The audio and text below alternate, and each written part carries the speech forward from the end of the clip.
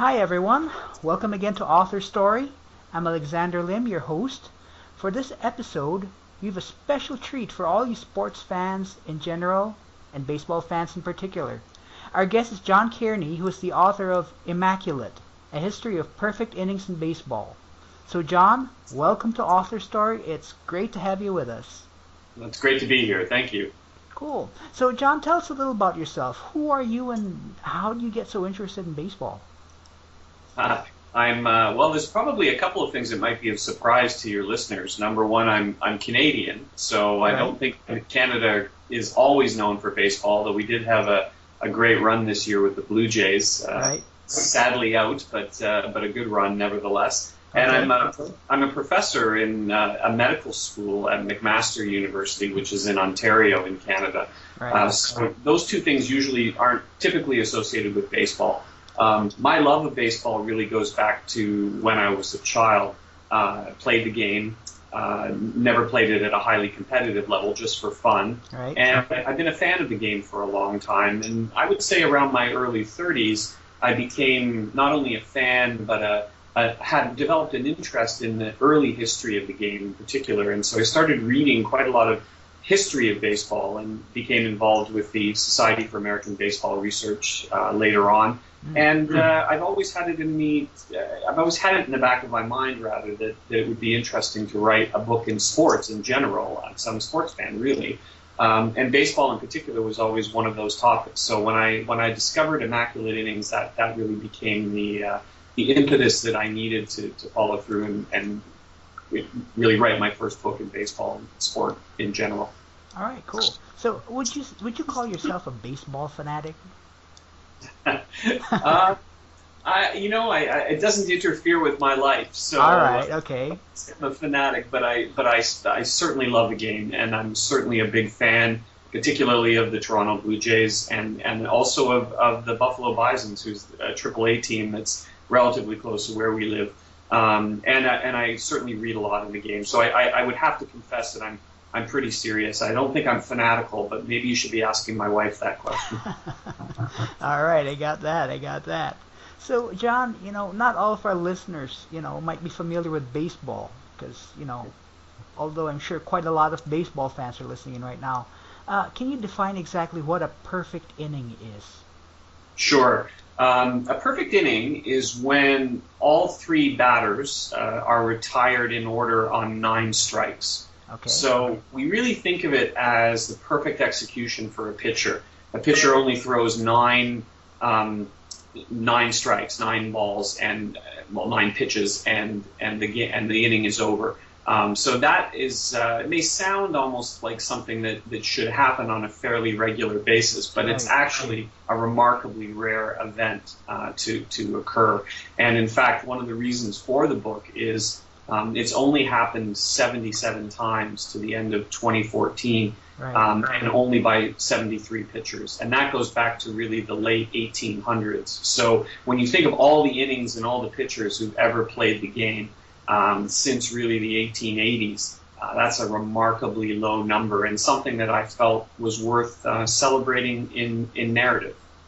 Right. Okay, I got that. So in terms of achievement, how different is achieving a perfect inning compared to achieving, say, a perfect game, where we're talking, 27 strikes and the game is over? Yeah, I mean, and certainly, perfect game is something that's fairly well known, and also is very, very rare. It's only happened 23 times in the history of the game. One of the things that I think distinguishes an immaculate inning from a perfect game is, even though we celebrate the pitcher in a perfect game, it really is a whole team effort to ensure that no runners ever make it to base. And if you look back on the history and the recorded events of many of those perfect games, you will undoubtedly find evidence of an outstanding fielding play, an outstanding infield play, for example, where a run is prevented, or a batter is prevented from getting to base. So it really involves the whole team. An immaculate inning is really about the pitcher, the batter, and the back catcher. And in that sense, it's really one of the rare instances of something that's really narrowly defines a limited group of players who are involved in that, unlike perfect games. So I think for me personally too, perfect games were fairly well discussed. There's been quite a lot written on perfect games, but I could find almost nothing on Immaculate Innings, and that was part of my motivation, was to bring it to light. Okay, all right, got that. So other than trying to bring it out to the public, was there any other motive for you for focusing on perfect innings, on Immaculate Innings? Well, there was a pretty special connection for me personally, and that I can actually date the time at which I first contemplated writing a book, and that was July 31st of the 2013 season. I was driving home from work, listening to a sports radio station, and they were talking about a Blue Jays relief pitcher who was named Steve Delabar, who had pitched an immaculate inning the night before. And I've been a baseball fan all my life. I'd never heard anyone talk about an immaculate inning, so that certainly piqued my curiosity. But what also really got me hooked was Steve Delabar's story. Here's a pitcher who really had a minor league career, devastating elbow injury, had to leave the game, was back in his hometown working towards finishing his university degree. I think he had aspirations to become a teacher. Right. He was working as a coach in a clinic for kids, teaching kids how to pitch. And he was training with a weighted ball so that he could teach children to use that particular technique to develop their arm strength. And he noticed that his own arm strength was increasing, and that when he was pitching, his velocity was going up. One thing led to another, and he's back in the majors pitching for the Toronto Blue Jays, and really had a great season. Was an all-star that year, recorded an immaculate inning. I started to wonder how many other interesting stories there were out there among the pitchers who had pitched an immaculate inning. And my first question was, well, how often has this happened, and has anybody written about it before? And then the second issue really became, are there good stories that we could connect to these really small and often very quick events in time? Could we tell a story of the pitchers through the lens of immaculate innings? And when I started to do research, I realized that there were certainly among the greatest of the great who've ever pitched in the game who were on the list of people who have pitched an immaculate inning, but there were also a lot of Steve Delabars, and I thought that made it particularly compelling to try to tell the story. All right, cool. Okay, got that. So, if I may, I'd like to delve a little bit into the history of baseball. From what I understand, the modern era of Major League Baseball began in 1900, but it's been around since, 1880, something like that? Yeah, if you want to go back even to the 1860s, people credit the Cincinnati Red Sox as really the first professional team, so the first team to receive money, players to receive money to play. But most people think about the 1870s and 1880s as really the start of the game. The modern version of the game that we know is, as you say, sort of a turn of the century period. Right, okay. What were some of the differences in between the way the game was played before 1900 and after that? Because 1900 seems to be kind of like a benchmark year that delineates modern Major League Baseball. Right. But baseball is like any sport, really can be defined in very specific periods.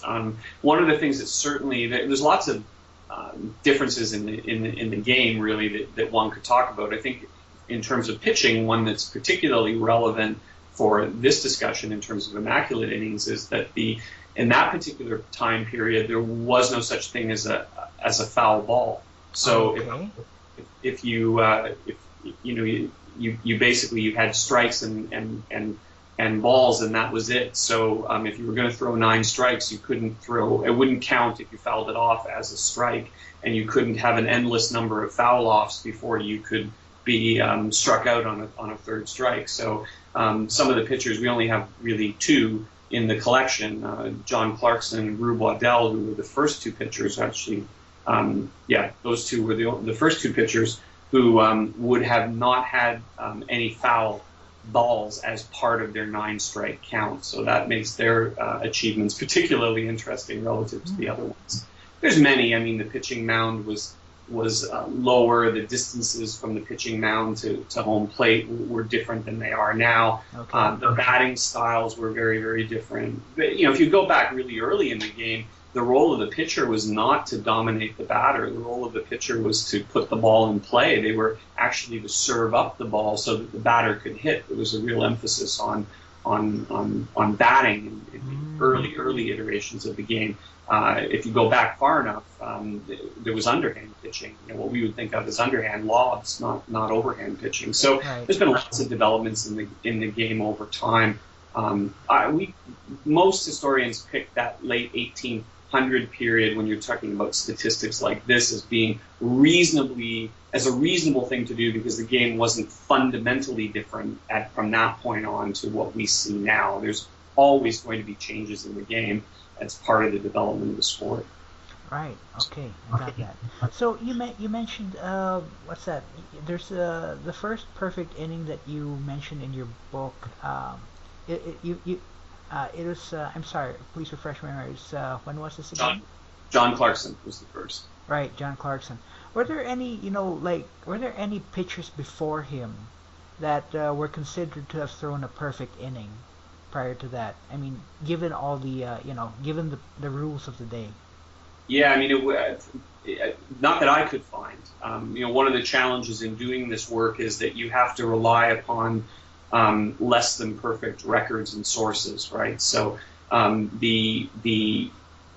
if you want to go back to the very, very early days of the game, again, the role of the pitcher was not really to strike out the batter. It was to afford the batter with an opportunity to put the ball in play, and then the outs were really recorded in the infield and the outfield. So you would probably be hard-pressed to find even anyone paying attention to strikeouts in the same way that we would in the modern era. Okay. All right. Okay. Yeah. Okay. Good point. All right. So I was just doing some research into perfect innings. I noticed, some interesting stats. Like from 1889 till 1963, there were 14 perfect innings recorded. Right. And what's this? Since 1998. Sorry, my mistake. Within the past decade, that 14 innings has been achieved. So, there's a big difference there. Like in 10 years, there have been 14 perfect innings, but in 74 years, there have been 14 perfect innings. What has, made immaculate innings easier to achieve nowadays? Yeah, if you look, one of the things I do in the book, I must confess I am a numbers stats guy. So while most of the book is really about the stories of pitchers, there are a lot of stats. So for those listeners who like sabermetrics and like stats, the book certainly has some of that. When I looked at the time trend in perfect innings, I looked at both perfect games, by the way, and immaculate innings. Right. There definitely does, as you point out, seem to be an increase, and a quite dramatic increase after 1990 in terms of the number of immaculate innings. And I tried to put my research hat on and understand that a little bit deeper, a little bit better. One of the things I first hypothesized, mused about, was, is this a function of really increased pitching specialization? So, if you look at some of the pitchers in this collection, particularly in the early part of the 20th century, even through the 40s, 50s, and 60s, although there wasn't actually any immaculate innings in the 1940s, interestingly enough, what you see are pitchers who were not unaccustomed to pitching the whole game.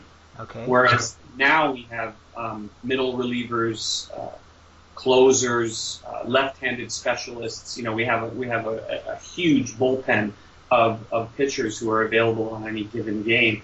So could this be a function of the opportunity for a pitcher to come out and maybe only pitch to one batter or only play one inning, and really have an opportunity to just throw fireballs for 9 strikes and retire to side? So one of the obvious things that sort of flows from that is, well, then you would probably expect to see immaculate innings occur more likely in later innings in games, particularly in the modern era. And when I looked at that statistically, I was quite surprised to find that it's really almost very evenly distributed over all innings. First of all, there's very few post or extra inning immaculate innings. I think there's only one in the recorded history of the game that occurred in the 10th inning, maybe 2. at most. Most of them occur within the 9 innings of a regular contest, and they're pretty evenly distributed.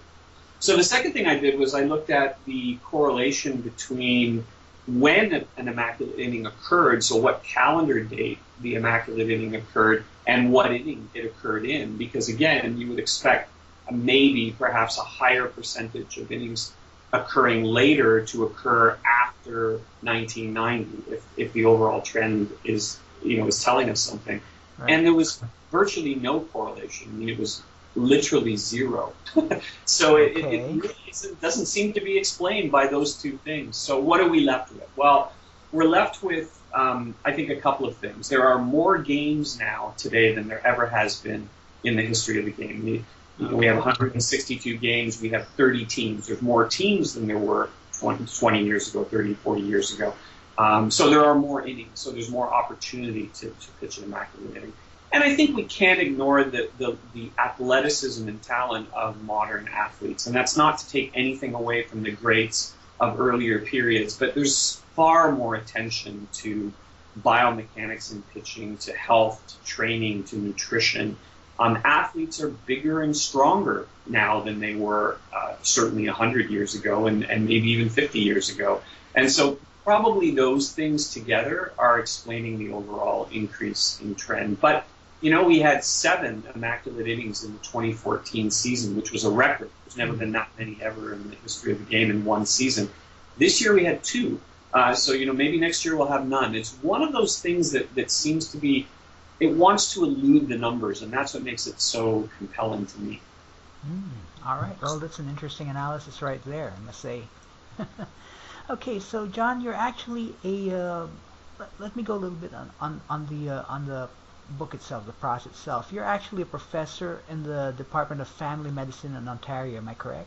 That's right, Family Medicine at McMaster University. I'm also a professor in the kinesiology department in McMaster, which is what we think of as the science of movement, including sports studies. So there is some connection to the work that I do. Oh, all right, okay, got that. Because I noticed you've written books on developmental disorders, and you've also co-written books on health measurement.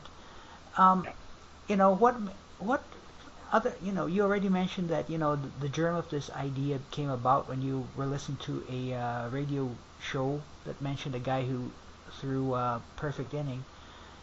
What made you really decide, I'm really going to write this book? I mean, it's, from what I figure, it's kind of really different from child development. Yeah, it is. It is for sure. I don't think I'm alone among academics who, at least at some point in their career, wonder, do I have the capability to write a book for an audience that's very different from whom I usually write for? So, I'm sure you can appreciate the difference between writing a technical report or a technical journal article or even a book that's a very content-laden book for a specialized audience. It's a very different kind of writing. I've always been, as I said, I've been a sports fan. I've been a sport journalist and literature fan for a long time.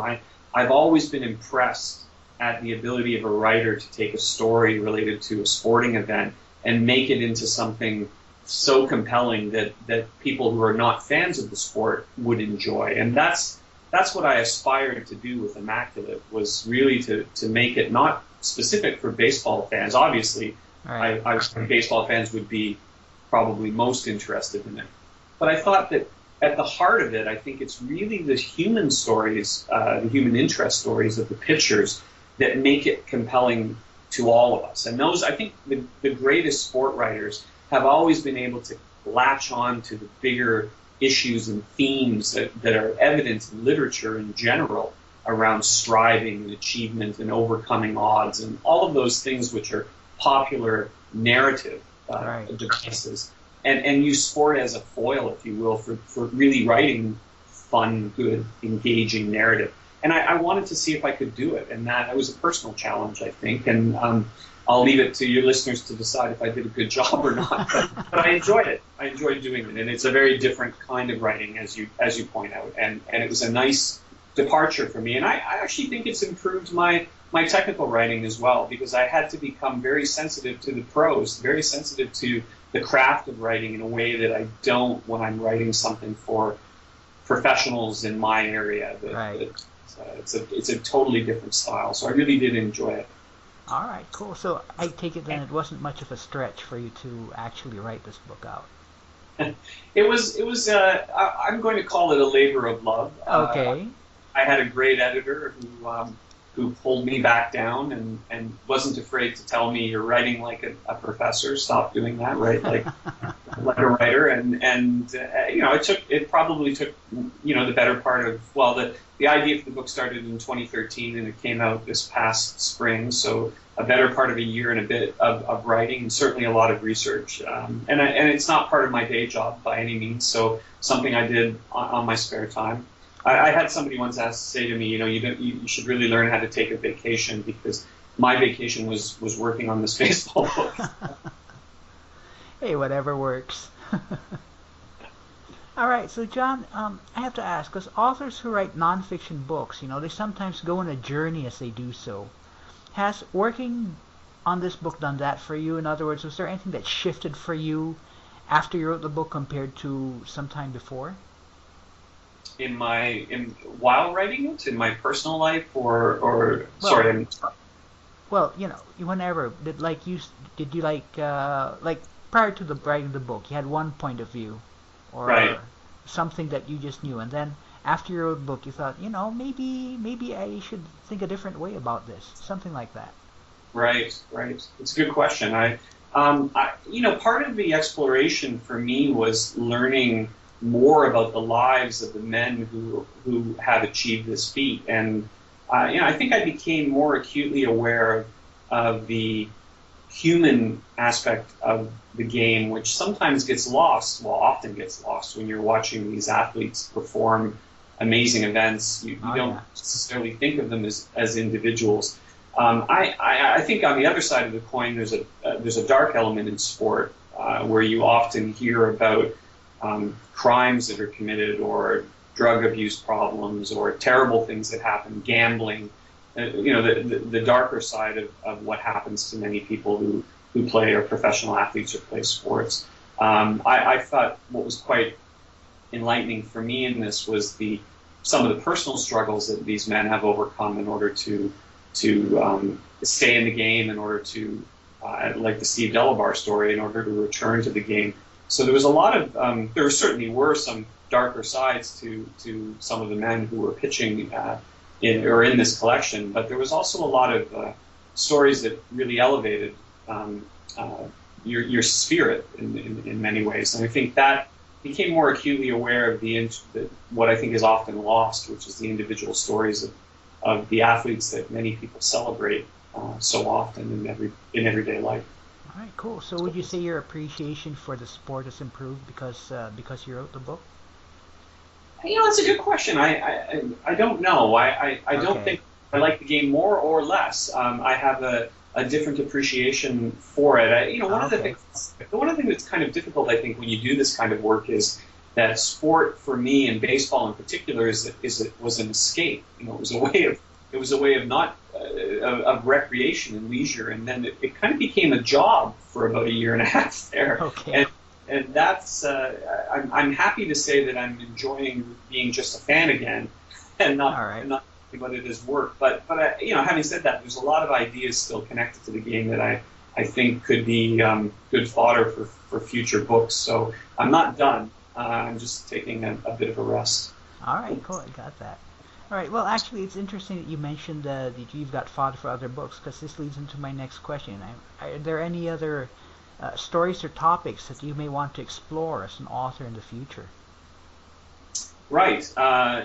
In baseball in particular, sure. The one thing about baseball is there's no shortage of unique events, achievements, and stats, rare stats like the Immaculate Inning that could very easily serve as the content for future books. I'm actually quite interested in the use of ritual and superstition in the game. It's evident in all sports, but in baseball in particular, it's a really features really prominently in the lives of baseball players. I think it has a lot to do with the unpredictability of the game. Oh yeah. Because it's such a difficult game to control. It's not uncommon for people to or for players to engage in practices because they think it helps keep them in the moment, in the rhythm. So, I'm not going to shave because I didn't shave before yesterday's game, and that I got a triple, hit a triple. So there's wonderful, I think, opportunity to explore that deeper and get some of the stories, which I think are in and of themselves quite fascinating. I'm also, though, intrigued more broadly in sport by, as I said earlier, it's easy to be cynical about professional sport. People make a lot of money. There's a lot of elements in the game, elements in professional sport that we can deride, and rightfully so. We can be cynical, but every once in a while, there's a great story there too that's inspirational, and I think collecting some of those stories across a number of different sports would be an interesting collection of essays on. I would almost call it things that are bigger than the game. Where you see these moments where you step out of the competition and you see signs of goodness and humanity that are inspirational. One of my favorite stories, it happened fairly recently. It was a highly competitive, I believe it was an NCAA university level softball game, and one of the batters actually broke her leg running from, I believe it was home plate to first, or either home plate to first or first to second. And it was the end of the season, and she'd had a remarkable career. In baseball, there's no excuse. If you can't, go around the bases, you don't get credit for the run. So the opposing team actually picked her up and carried her around the bases so that she could touch every single base and get credit for the run and the home run that she had hit. Wow. I think that kind of story resonates with people, and I think it's one that's worth telling again and again and again. It's one of those narratives that we can revisit. Right. Okay. Cool. Yeah. That's definitely a very inspiring story right there. Okay, so John, in the last few minutes, I'd just like to ask a few questions that might give our listeners a little insight into who you personally are as a person or writer. Would this be okay? Sure. Cool. So my first question is, what's your most favorite thing to do? Oh. Other than doing research into baseball, like that. Of course. Yeah. I'm a very lucky man. I have a beautiful, wonderful wife and two beautiful, wonderful children who are 6 and 10 at the moment. And if the greatest moments for me are the times that we spend together as a family, and sometimes that can be doing something, and sometimes it can just be sharing the time together. So we have a dog, and we're very fond of hiking and walking. So you wouldn't be uncommon on a Saturday or Sunday to see us out taking the dog for a walk on a trail in the woods somewhere. Those are my favorite moments of all. Of course, I'm an avid reader too, and I do that for my job, obviously. But as I've mentioned, I love reading sport books. I love reading nonfiction books, probably more so than anything. But I'm also a lover of fiction. So I read as much as I can, but I would say probably that would be me. All right, cool. Thanks for that. Thank you. My next question is, what is your least favorite thing to do? Least favorite thing to do? Yeah. Wow. These are great questions. My least favorite thing to do. Again, I'm very fortunate. I don't think of what I do for a living as a job. I enjoy all aspects of the work that I do, but probably the most frustrating thing I think most people would find frustrating in their daily lives are we live in a world now, I think, in universities in particular, where there's a lot of a time spent accounting for the things that we do. We have a lot of paperwork, a lot of reporting, a lot of things that I think actually take us away from doing what we do well. And there are certainly aspects of my day where I feel my time would be better spent spending more time with students, spending more time in research and writing. But that's the reality of the world we live in, and I deal with that. I certainly don't like doing my taxes. I think people could with that. But yeah, overall, I'm very fortunate and lucky to be able to say that there isn't much that I really dislike in my day-to-day life. I consider myself very fortunate to be happy in what I do every day. So. All right, cool. Got that. So my last question is, what activity, which you have not yet done before, would you like to do or experience at some time in the future? Wow. That is a great question. I'll give you one connected to the book. Sure.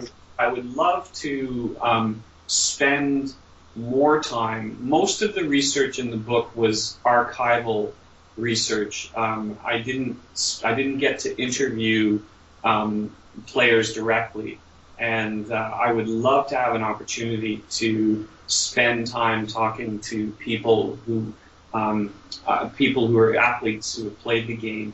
I'm going to have to do that for some of the other projects that I mentioned, and I'm looking forward to that. But I would love to spend more time. I mean, I've certainly interviewed players before, and I've spoken to people who played in the game, but to really spend time and try to live the life that they live and experience some of the things that they do as close as I can. I'll never be on the field as a player, but to experience what they do and understand their perspective and their worldview in a deeper way would be something that I would really enjoy doing. I've got a lot of travel destinations too. I've been fortunate to see a lot of parts of the world, but there are certain places that are still on my list to get to. I'd love to do some traveling in Southeast Asia. I've only spent a very brief time in Taiwan and Hong Kong, but I would love to go to Vietnam. There's certainly some places I'd love to go to Africa. I've never been there, so there's lots of locations in the world that I think are on my list before too long. Right. Okay. Got that. Well, hey, thanks for the answers. So, in closing, the book is Immaculate: A History of Perfect Innings in Baseball. The author is John Cairney, and you can find the book on Amazon at the Mosaic Press website, and you can also find it on Barnes & Noble. So, John, thank you very much for your time. Thank you very much for being in Author Story. It's a real ball. Thank you for having me, and thanks for some really thought-provoking questions. Got that. And hey, good luck with the book. Thank you. And we'll be back next time on Author Story with another inspiring author.